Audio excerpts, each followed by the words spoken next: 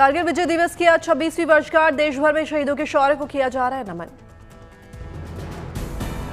आज के ही दिन 1999 में भारतीय रणबांकुरों ने पाकिस्तानी सेना के नापाक मंसूबों को किया था नाकाम। लगभग 3 महीने तक चला था भीषण युद्ध।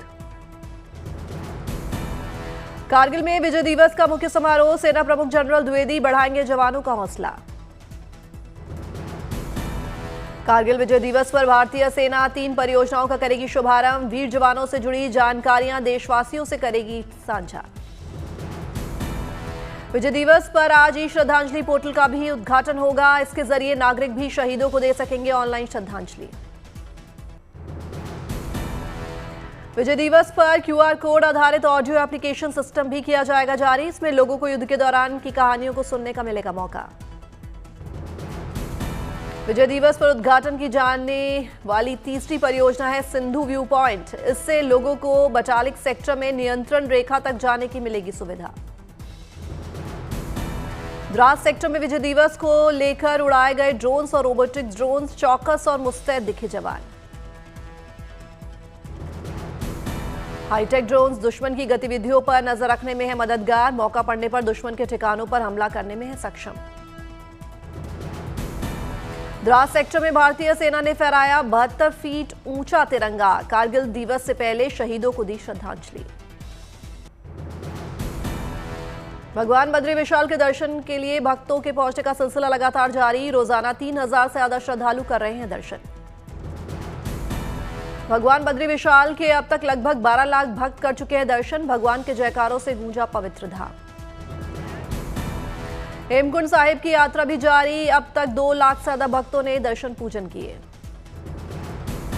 बाबा बूढ़ा अमरनाथ की यात्रा से पहले पुंछ में निकाली गई त्रिशूल यात्रा। बड़ी संख्या में शिव भक्तों ने लिया हिस्सा। त्रिशूल यात्रा के दौरान भगवान ध्वज लिए आए नजर। शिव भक्त गाड़ियों से निकला जत्था।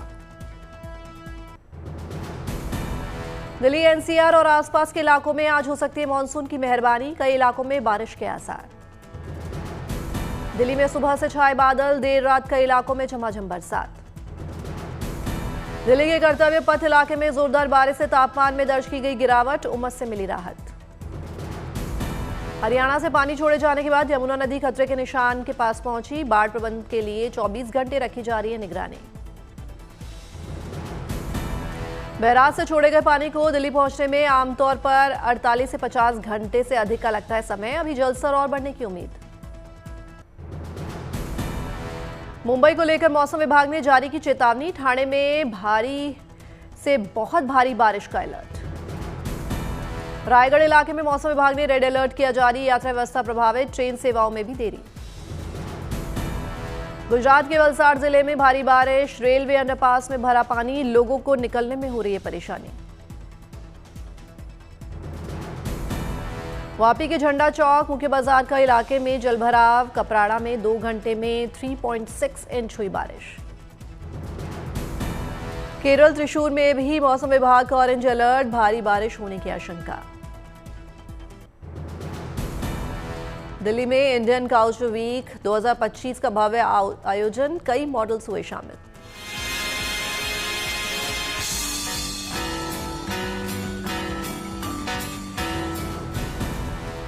इंडियन कॉट्योर वीक 2025 में की रैंप वॉक करते नजर आया अभिनेता अक्षय कुमार। रॉयल लुक में स्टेज पर बिखेरा जलवा।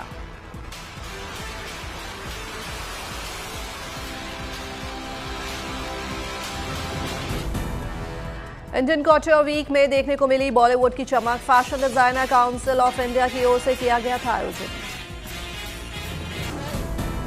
द्रास के ऑस पोलो स्टेडियम में स्थानीय तीरंदाजों से मिले केंद्रीय मंत्री मनसुख मांडविया। मंत्री संजय सेठ ने भी की तीरंदाजी। कोयंबटूर में ब्लू बैंड स्पोर्ट्स रैली का आयोजन। बड़ी संख्या में प्रतिभागी ले रहे हिस्सा। हरियाणा में आज और कल 53 परीक्षा केंद्रों पर होगी सीईटी की परीक्षा। 13 लाख से ज्यादा अभ्यर्थी लेंगे हिस्सा। दिल्ली सरकार जल्द ही 17 अंतर्राज्यीय धार्मिक रूटों के लिए चलाएगी इलेक्ट्रिक और Volvo bus service. Haridwar, Mathura, Vrindavan और अयोध्या जाना होगा आसान। बांग्लादेश में भारतीय डॉक्टर्स की टीम मेडिकल हेल्प देने में जुटी। ढाका विमान दुर्घटना में झुलसे लोगों के इलाज के लिए भारत से भेजे गए मेडिकल एक्सपर्ट। केंद्रीय गृह मंत्री अमित शाह ने 2 दिवसीय राष्ट्रीय सुरक्षा रणनीति सम्मेलन का उद्घाटन किया। आज करेंगे संबोधित।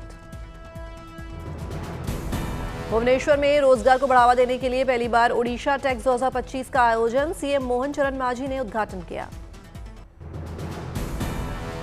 अल्बानिया के जंगल में लगी भीषण आग, 2000 लोगों को सुरक्षित स्थानों पर पहुंचाया गया। अल्बानिया के जंगल में लगी आग को बुझाने के लिए लिया जा रहा है हेलीकॉप्टर का सहारा। आसमान से बरसा जा रहा है पानी। हेलीकॉप्टर की मदद से आग की तीव्रता को किया गया कम। स्थानीय लोगों ने भी किया सहयोग। अल्बानिया के जंगल की आग को लेकर रक्षा मंत्रालय ने जारी किया बयान। हालात संभालने के लिए लगाए गए 60 सैनिक। भीषण गर्मी के चलते जंगल में लगी आग, पर्यटकों और स्थानीय लोगों से की गई सावधान रहने की अपील।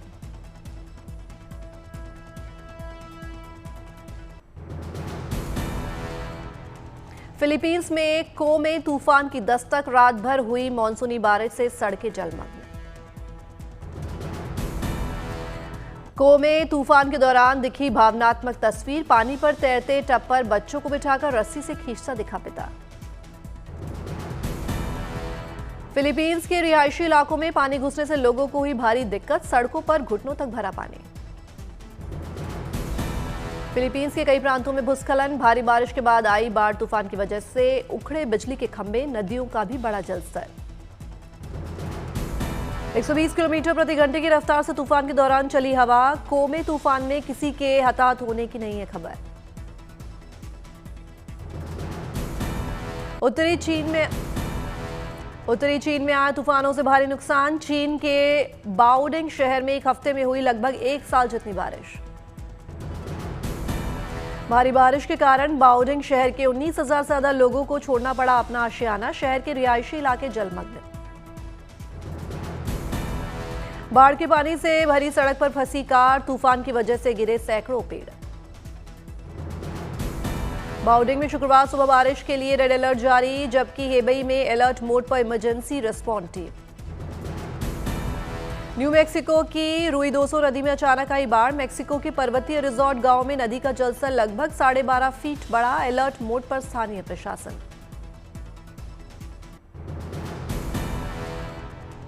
बुल्गारिया के सोफिया सिटी चिड़ियाघर में जानवरों पर हुई पानी की बौछार, भीषण गर्मी से राहत दिलाने की कोशिश। 2 एशियाई हाथियों पर भी की गई पानी की बौछार, दिन में 2 बार दिया जाता है इशारा। हाथियों के पैरों से शुरू होती है पानी की बौछार, धीरे धीरे पीठ पर और फिर सर पर डाला जाता है पानी।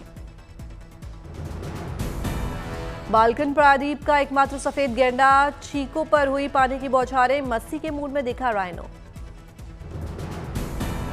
भीषण गर्मी को देखते हुए चिड़ियाघर के प्रशासन ने जानवरों को हाइड्रेटेड रखने की दी सलाह। दोपहर के समय जानवरों से काम कराने की मनाही। अंतालिया के जंगलों में लगी आग पर फायर फाइटर्स ने पाया काबू। हेलीकॉप्टर्स ने आग पर गिराया पानी।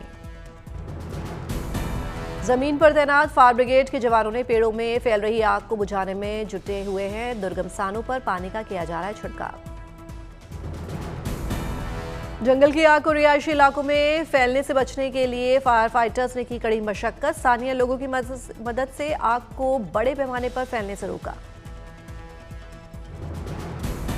जंगल की आग में फंसी मुर्गी का स्थानीय लोगों ने रेस्क्यू किया। भीषण गर्मी के कारण तुर्की के जंगलों में लगातार हो रही आग लगने की घटनाएं। दूर से दिखाई दे रहा जंगल में लगी आग का धुआं, शहर के ट्रैफिक पर भी आग लगने का पड़ा असर।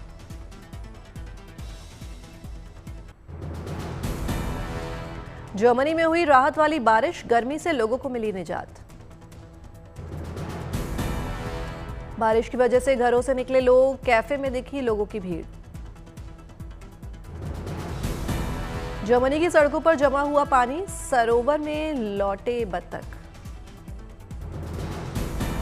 एथेंस में पड़ रही है भीषण गर्मी की वजह से शिपयार्ड कर्मचारियों ने रोका काम। गर्मी के इस मौसम में वेल्डिंग का काम करना मुश्किल। इस हफ्ते ग्रीस में 43 डिग्री सेल्सियस तापमान। बाहर काम करने वाले कर्मचारियों को दोपहर 12 से शाम 5 बजे तक काम बंद रखने को कहा गया। लाओस में स्कूली बच्चों को एआई की मदद से वायु प्रदूषण के स्तर के खतरे के बारे में दी जा रही है जानकारी। वायु प्रदूषण की समस्या से निपटने के लिए चला जा रहा है अभियान। यूनिसेफ लाओस के 148 स्कूलों में real time air quality monitoring devices लगाया गया। इस परियोजना का असली उद्देश्य स्कूली स्तर पर वायु गुणवत्ता का अनुमान लगाना है। वायु गुणवत्ता का सटीक अनुमान लगाने के लिए सेंसर का होगा इस्तेमाल। वायु गुणवत्ता का स्तर खतरनाक होने पर तुरंत मिलेगी जानकारी। रूसी नौसेना ने पूर्व में प्रशांत महासागर, उत्तर में बेरेंट सागर और पश्चिम में बाल्टिक सागर में किया युद्धाभ्यास। इस अभ्यास में लाइव आर्टिलरी फायर और मिसाइल की लॉन्च। रूस नौसेना के इस अभ्यास में परमाणु पनडुब्बियां सहित 150 से अधिक जहाज, 120 विमान, 10 जमीनी मिसाइल प्रणालियां और 15,000 सैन्यकर्मी ले रहे हैं भाग। मेक्सिको सिटी में ई स्कूटर्स की बड़ी डिमांड, शहर के जाम से बचने का कारगर जरिया। मेक्सिको चीन से आयात करता है ई स्कूटर, 16 किलोमीटर प्रति घंटा है इनकी रफ्तार। मेक्सिको में मई 2024 ई स्कूटर्स के बाद बाजार खुलने के एक साल में कारोबार हुआ 3 गुना। 2026 तक और बढ़ेगी बिक्री। पेरिस के 3 स्टार रेस्टोरेंट में परोसा जाता है सिर्फ वीगन भोजन। इस होटल के मेन्यू में नहीं मिलेगा डेयरी प्रोडक्ट। 2000 के दशक की शुरुआत से ही यहां नहीं मिलता मांसाहारी आहार। प्लांट बेस्ड भोजन के लिए लोगों के बीच लोकप्रिय है ये रेस्टोरेंट।